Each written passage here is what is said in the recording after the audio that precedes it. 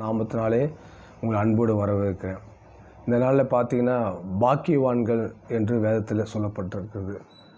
யார் பாக்கியவான்கள்? ஆவியில் எளிமை உள்ளவர்கள் பாக்கியவான்கள், பரலோக ராஜ்யம் அவர்களுடையது. துயரப்படவர்கள் பாக்கியவான்கள், அவர்கள் ஆறுதல் அடைவார்கள்.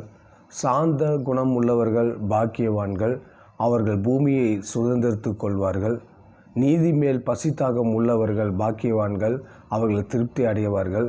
இரக்கம் உள்ளவர்கள் பாக்கியவான்கள், அவர்கள் இரக்கம் பெறுவார்கள். இருதயத்தில் சுத்தமுள்ளவர் பாக்கியவான்கள், அவன் தேவனை தரிசிப்பார்கள். சமாதானம் பண்ணுகிறவர் பாக்கியவான்கள், அவர் தேவனுடைய புத்திரர்கள் எனப்படுவார்கள்.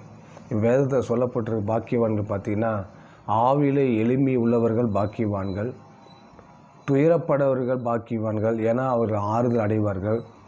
சாந்த குணமுள்ளவர்கள் பூமியை சுதந்திரித்துக் கொள்வார்கள். நீதியில் பசித்தாகம் உள்ளவர்கள் பாக்கியவான்கள், அவர்கள் திருப்தி அடைவார்கள்.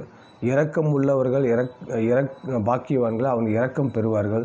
இருதயத்தில் சுத்தமுள்ளவர்கள் அவர்கள் தேவனை இருதயத்தில் சுத்தமாக இருக்கிறவங்க தேவனை தரிசிக்க முடியும் என்று ஆண்டவர் சொல்கிறார்.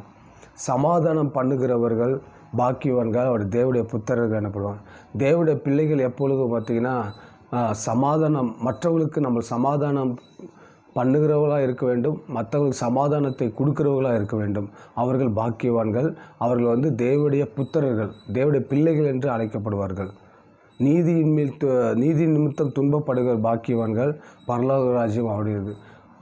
அவர்கள் தீமை செய்யவில்லை, அவர்கள் நன்மை செய்தாங்க.